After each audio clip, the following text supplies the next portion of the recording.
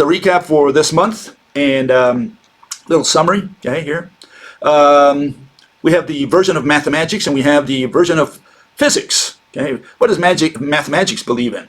Well, they believe that space is a thing. To this day, they've always thought that space is a physical entity.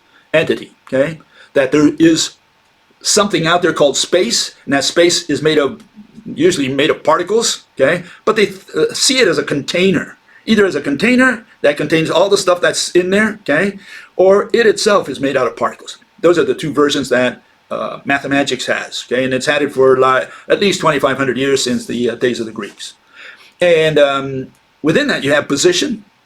Where did we discuss position, which either the Greeks called it or it was translated as place. Okay, place and position are synonyms, but it's what it is motion, because what they're talking about today, as far as position is concerned, is an ordered pair or triplet or whatever. In other words, they're talking about coordinates, how to get to some place, and how to get there is called motion, not called position. Okay, so if you need to go 10 feet to the right and 5 feet north or whatever, they're giving you instructions on how to get there. That's not a position. That's how to get to the position, to that dot, to that location. Okay, and so position and motion are synonyms in mathematics. Distance is a synonym of displacement, because distance is really distance traveled. What they're looking at is how many feet, how many inches, how many meters, how many kilometers or miles. They're talking about a measurement, a number followed by a unit. That's what they're talking about when they're talking about distance. Okay, so they're not talking about qualitative separation. They're talking about quantitative motion. That's what they're talking about. Okay, and again, all that's got to do with mathematics, because that's not what distance is. Distance is just separation. And distance is not length. They're not synonyms, except in mathematics, okay, because they say, well, distance is the length, blah, blah, blah, blah, blah. And what's length? The length is the distance, blah, blah, blah, blah, blah. Why? Because they have to unroll the measuring tape, the tip of the measuring tape, whether they measure distance, length, or whatever. So for them, it's always the same. These are all synonyms. But in science now, they're different. Distance is separation between two objects. And length is the qualitative separation from one edge of an object to the other edge, the one that you're measuring, right? And you're saying there's this separation between this surface and this other surface, and you treat that as if it were made of continuous matter. So if you're going to measure a table, you say, what's the length of the table? And in physics, we don't answer with a number and a unit. The length of the table is a separation from one side of the table to the other side of the table. That's the length. It's a qualitative separation from surface to surface, treating everything in between as if it were a single piece, like if there's no space holes in there, no space. It's just a single piece made of a single piece. Motion, what is motion? Well, in mathematics, they define it as change. Change this, change that. Change is a synonym. When you're talking about change, you're already talking about motion. So you can't use the word change, or like someone will use in another definition, phenomenon. No, it's not a phenomenon. Phenomenon is already motion. So you can't say motion is the phenomenon, blah, blah, blah, blah, blah. No, that's an irrational definition. It's a synonym. It's a circular definition. Okay, how is it in physics? Well, these words have a little different meaning in physics. Physics, space, we define as that which has no shape. Okay, and so you have all the matter in the universe, any object that you wish to isolate and say, this is the object, okay? Could be a chair. Maybe that's all that God made, just a chair. Maybe he's just building the universe and you started with a chair. So he only built a chair, okay? And so we say space is what gives it contrast. And it can't be a thing, because if space is a thing, it has to have shape and has to have something outside of it giving it contour. That's why at some point the buck has to stop. You can't continue saying, well, space is an object. Okay, if it's an object, what's outside of space? What gives it shape? Okay? And if you say, well, it's time or it's intelligence or whatever, I don't care, then what gives shape to that? And so on. And you'll never stop. That's why they ended up with 26 dimensions in string theory, and they finally got tired. Otherwise, they would have continued to 10,000 dimensions. Position, the object itself. Okay? Whatever object, whether it's a table, whether it's a lamp, whatever, the volume it occupies, that's the position. That's why we don't use the word position in physics, because position is the object itself. Okay?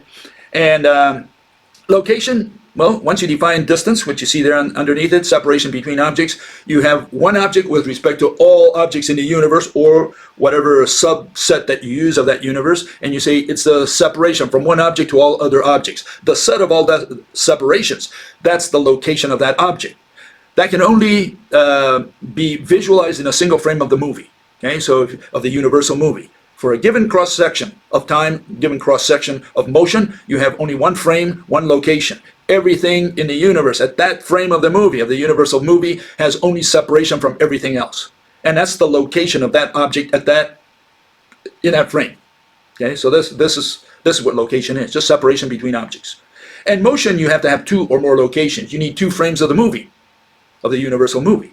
And you can make the movie the frames as small as you want. It's got nothing to do with smallness. It's got to do with it being a cross-section of time, if you can imagine that, or a cross-section of motion. You're looking at location, which is a static concept. That's all that there is in that frame of the movie, of the universal movie. So you have every planet, every star, every asteroid, every atom in the universe for a given cross-section of time, cross-section of motion. Everything for that single frame of the movie, of the universal movie, it's only got distance between them. That's it.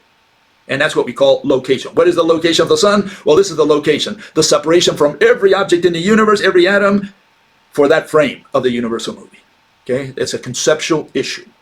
That's how we visualize it. That's how we talk about location in physics. And so here's a little summary of mathematics versus physics, okay, related to this. First of all, there's no definitions in all of mathematical physics, okay? No definitions. Not one of the words which is crucial to do physics is defined in mathematics. In fact, none of the ones that they use are defined. You know, you look for the word point and line, which we don't use in physics, okay? And you look up the word point and line, they say it's undefined term. That's what you'll find. You know, in the end, they'll say, well, it's an undefined term. We can't define it.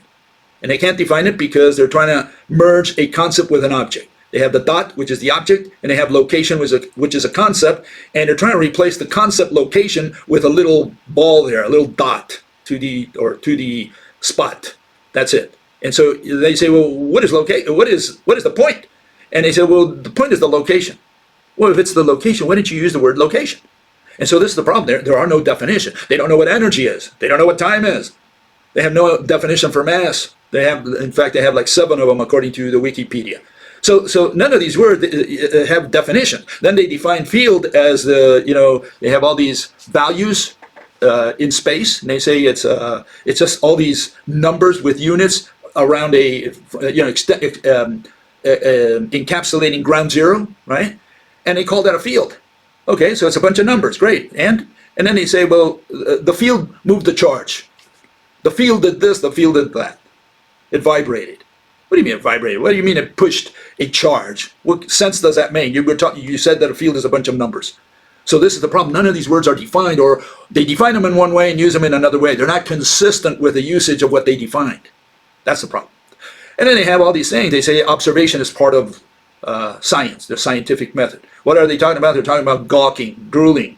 Because the fact that you observe does not mean that you understood.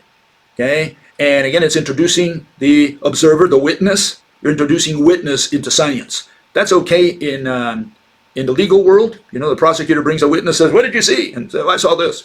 That's testifying. That's that person's belief, and that's fine. You know, you can accept that at face value, but we don't do that in science. We can't say, "Oh yeah, I observed," and because you observed, now it's a law, it's a fact. Not in science. Okay? Predictions, well, that's astrology. These people say that they can predict.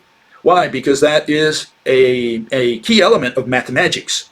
If you're going to do an equation, like you say, or you measure something, you measure the speed of a car, and you say, well, the car's running at 50 miles per hour. In 1 hour, if it's on a straight line, for example, right, it's going to be, you can predict it's going to be 50 miles away.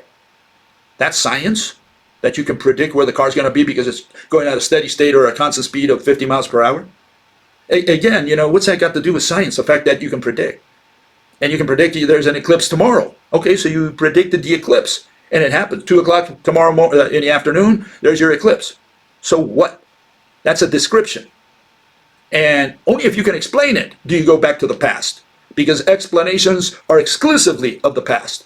So if you can explain why there's going to be an eclipse tomorrow at 2 o'clock, all you're doing is pulling from your experience. That means you've already had some experience with eclipses. Otherwise, you would not be able to explain an eclipse. The person who sees an eclipse for the first time in his life or hears about it, if he can explain it, it's because he's got some exposure to it. He's got some background with it. He's talking about the past. Explanations belong exclusively to the past, and that's what science does. Explanations. Science deals only with explanations, with the past.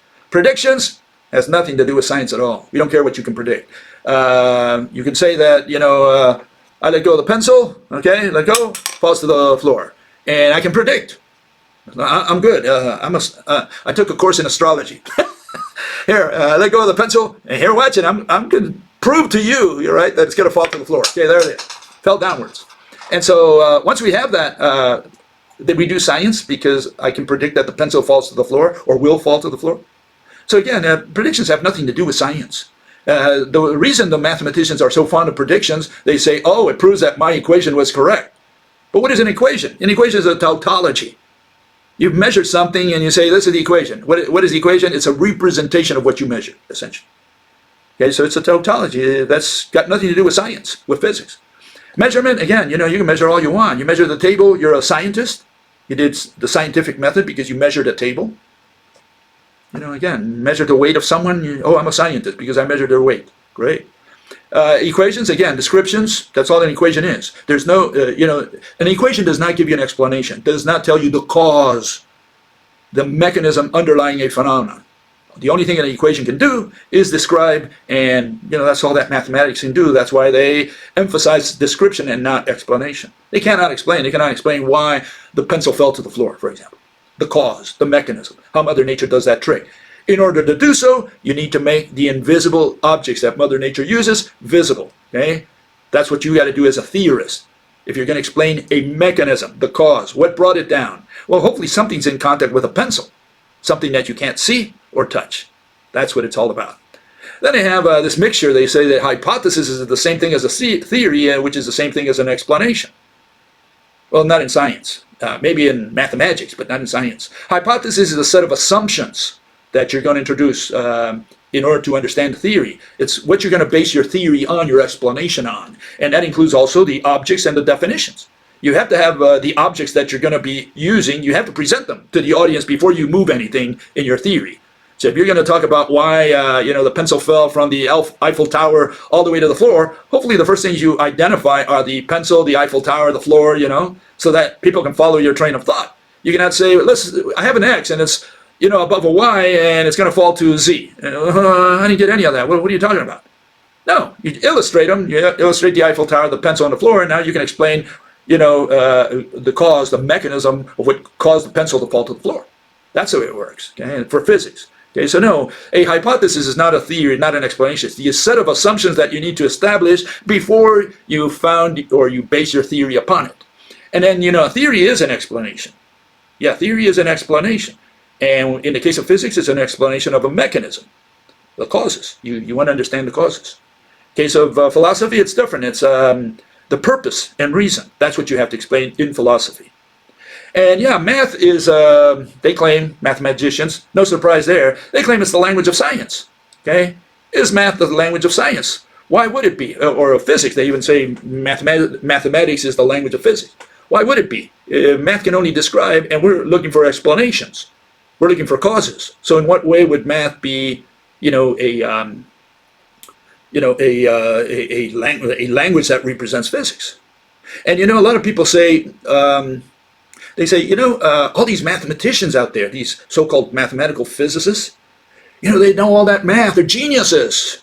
And people say, oh, I don't understand all that, so they must be right, because they all agree, all these people, all these mathematicians agree among themselves, or a lot of them do, and they have this club, this elite out there that knows all these equations. And the rest of the world, they don't understand any of that, so they say, well, we'll leave it up to them. They'll tell us. Kind of like the people in the Middle Ages, they left it up to the only person who could read in the village, which was the priest or a monk who would read the Bible and tell them what it says, because people had no way of knowing any of that. Well, today we have the same thing. We have these priests of the modern world, as I call them, who interpret the world after they do their equations. People say, well, how can you doubt them? Who knows all those equations? Well, that's if equations have something to do with it. But there's a more fundamental reason, that I have against that, and that's that a mathematician, a person who does all these high-level equations, he's an autistic person. He's not an intelligent person. He's nothing of the kind. You know, here's a little clip of that. I want to show you this for those of you who watched The Rain Man. You know, Rain Man. We had this fellow who was autistic, and he did all these mathematical calculations in his head. He was superb. Was he intelligent, or was he autistic? I mean, is there a difference? So here it goes. Okay, this is the piece. Listen carefully. He's going to count toothpicks in his head.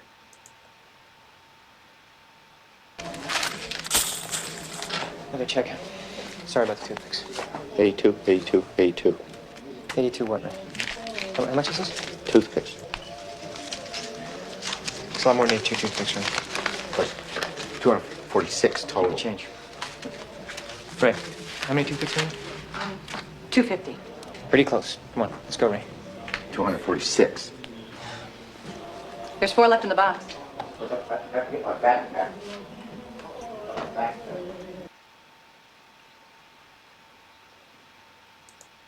That's a mathematician for you. He's not an intelligent person, he's an autistic person. Okay? And here, let me provide proof and evidence to convince you. Okay? We always like to provide proof and evidence, okay, to get to the truth. Here it is. Okay, we have this Juanito Baez, okay, he claims to be a mathematician, okay, and these are some of the papers he wrote. And this is just a small list. He's got over 100 papers, but look at the titles. Just look at the titles. You can look them up and find out what kind of language he uses in them, in these papers. And just look at some of these titles. You know, like the fourth one here, on the Hopf term in a two-dimensional sigma model for antiferromagnetics. I mean, what the hell does this have to do with science, with physics? What are these people investigating? I like that other one down there. It says the octonions, and it was put in a magazine called Bull. I think it is a lot of bull, you know, if you ask me. I mean, what is all this nonsense? Just look at the titles. They invented words that have, they can't tell you how a pencil falls to earth, but they have all this fancy language there that they've invented, and they say, oh, we have all these concepts that we understand, and etc. You know, this has nothing to do with science or with physics. What are these people doing? What are we paying them big salaries for if all they're doing is inventing concepts that have nothing at all to do with reality or with science, with physics or science? What is all this nonsense? I mean, you can look at some of these papers that these people have, and it just shocks you all the concepts and notions that they've invented. Here's one that Juanito writes down. You can look at the language. This is just the abstract, okay? Here's the language that he uses. Okay, he says, enriched Lavoisier theories are a generalization of these theories that allow us to describe the operational semantics of formal systems. For example, a graph enriched in Lavoisier theory describes structures that have a graph of operations of each arity, where the vertices are operations and the edges are rewrites between operations. Great. Enriched theories can be used to equip systems with operational semantics, and map between enriching categories can serve to translate between different forms of operational and denotational semantics. The Grothendieck construction lets us study all models of all enriched theories in all contexts in a single category. We illustrate these ideas with a ski combinator calculus, a variable-free version of the lambda calculus. Is this guy? What language is this guy talking? I mean, you know, what is this nonsense? What is this poppycock? What does it have to do with physics? I mean, this guy's got 127 papers published right now, and they're all like this. It's all garbage. And what is all this abstraction? What is it for? What does it produce? I mean, you might say it might help with technology, but we don't care. We're saying, what does it have to do with science, with physics? Can Mr. Baez tell me how a magnet attracts another? Can he tell me how what causes a pencil to fall to the floor? I mean, they have all these equations, all this string theory equations, which are scary out there, you know. And I'll tell you, I've had my share of math out there. Normal math, you know, calculus and so on. But I think this is just ridiculous. They're just inventing concepts for the hell of inventing concepts. And again, I'm saying they're not intelligent. These are not intelligent people. They're not geniuses. They are autistic. They have mental problems.